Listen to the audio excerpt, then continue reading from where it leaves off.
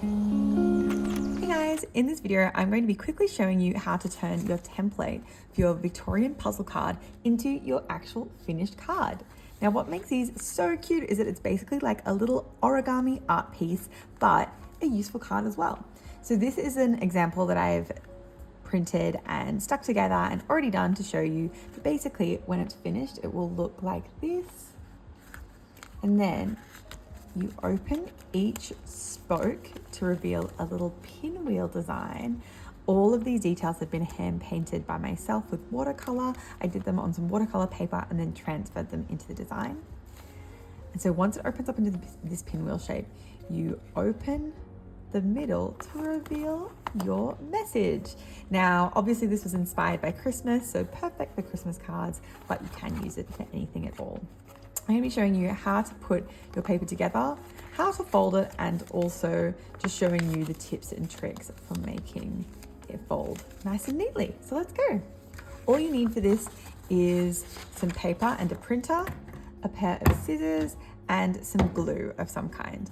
I actually recommend printing this on just the cheap printer paper that you usually get. The reason this is so good is because whilst your finished card you want to be a little bit thicker, because we're going to be printing it on two pieces and sticking them together at the back, having them on thin paper actually works a little bit better than having more premium printer paper. If you have thick paper, that's also totally fine, but I just highly recommend you try this first. So take your scissors, and what we're going to do is go right around the edge on that black line.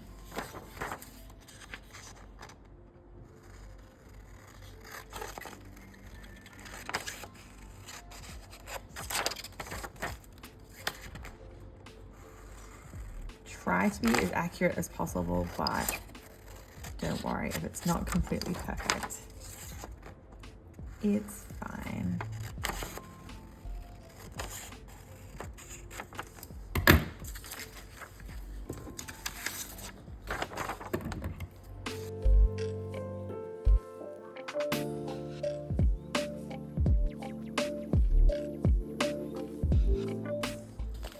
Now, a little note on the placement of your card. So obviously when someone receives the card, they'll be facing it up so that the tree is pointing upwards. So they'll open it like that. And what will usually be revealed is your ribbons. And now your ribbons can either be facing up and down or to the side based on where you stick your backing. To keep them up and down so that as soon as they open it, they're looking at one of the ribbons straight away, you want to make sure that your ribbon, green or red, you can choose what side you want it to go on first. Make sure that one of your ribbons lines up with the back section where the top is facing down, if that makes sense. Honestly, if you just stick it wherever you like, it actually won't make that big of a difference. But for anyone who's really picky, I'm just going to reiterate this. So my back piece, that's my top of the tree. I'm going to flip that over so it's pointing downwards. And then I'm going to take my ribbon, make sure it's pointing up. So now my ribbon's pointing up. My little tree top is pointing down, if that makes sense. Now, if you want the red ribbon to go at the top, you also can, or if you don't really care about making it perfectly realistic or wherever, because it will look great either way. But that's just a little bit of a handy tip for anyone who really wants to make theirs perfect. So now that I'm happy with that placement, I'm just going to stick some glue. Usually I just stick lots of glue in the middle to begin with, and I will go back and stick the edges down perfectly later. I find the easiest way to stick is to go from the top whilst it's still wet, try and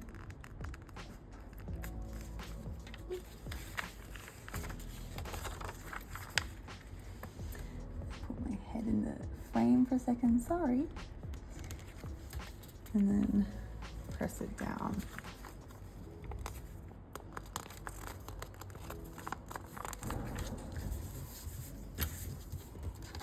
Try to make it as neat as possible, and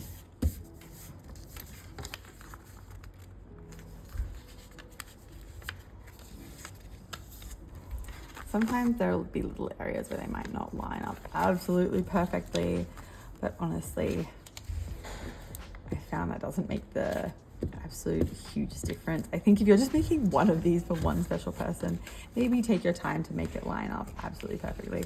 They are an equal square, so as long as you have cut really accurately, they will line up. You know what? Sometimes I think it's fine and it always turns out beautiful at the end anyway. Okay, now for your folding. There are 3 different types of folds we're going to be doing, and I'll pop little details in for you. So the very first fold is we're going to be folding big diagonals across. So bring each corner of your piece to the other side, like that. And again on the other side.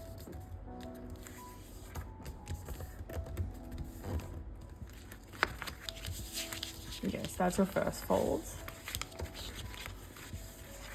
Your next folds are going to be 3 quarter sections, is what they technically are. So what you can do if you just are making it casually for yourself, or if this is just a practice run, you can use the sort of fold marks that you can actually see in the artwork. So fold the bottom up and press it down there, and then flip it over and fold the other bottom up and press it down there, where you can see these little folding sections. However, if you want to be a real stickler for it, you can actually measure out exact thirds. In this case, I'm just going to fold them over for the sake of making this video not crazy long.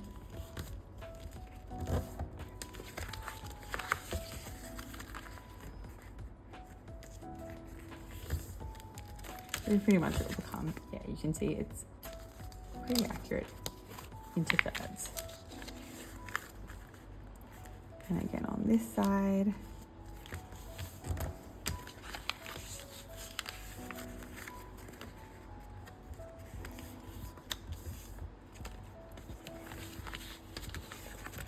There you go. So now for our third folding section, what we're actually going to do is flip your piece around and take the corners and fold them to this kind of middle square fold that you've done. So instead of going all the way over like we did before, fold just to the middle square and do that all the way around. What that does is create these cross-section lines.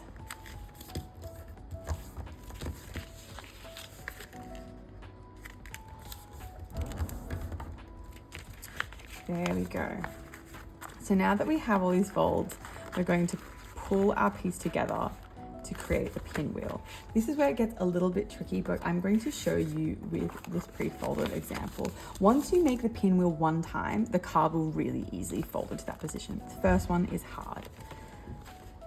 As you can see, what we've created is this layered effect where they all fold on top of each other, which means that you kind of have to fold them at the same time. And I find the best way to do this is to pinch all the corners and make sure that your little bow is folding inwards. So the corners go outwards, the bow goes inwards. And that kind of, for me, helps the mentality of closing them. So I'll focus on the pointed corners going outwards and this bow going inwards. Then I'll move my pinwheel around. I'll just leave that there. I focus on the pointed section going outwards and these bow ends going inwards. I flip it around, focus on the pointing end going outwards, push the little bow inwards, and again for the last one. And I find that if I think about that and push and twist together, they will come together. I've made a million of these, and the first time I tried, it took me so long to figure this out, but I think that is the trick. So this is on our new piece that has never been folded before. So I'm going to start, like I mentioned, by holding this point and really getting it firm, pointing it outwards. And then I'm going to take the bow and push it inwards. Because we made these folds before facing the other way, it should come in pretty naturally. So now that I got that, I'm just gonna leave that there. They've been reinforced. I'm gonna go to our next one. Fold the corner outwards and focus on pushing these bows inwards. There we go. Now we're here. Fold the corner outwards, reinforce it. And see how naturally it wants to fold that way? I'm going, no, no, no, you're folding inwards. Fold the bow inwards. Now take this next corner, point it outwards and fold the bow inwards. And now that I've kind of reinforced those folds, you'll notice that it's starting to crinkle in. As it crinkles in, take your hands, push it together, and you'll see it coming closed. At this point, you just need to give it a little shake, and there you go. Honestly, I can't tell you how good it feels when you get this fold for the first time. It's so satisfying. Now, give them a really nice flat fold here. That will mean that now your pin will come together really easy. And now for the last bit.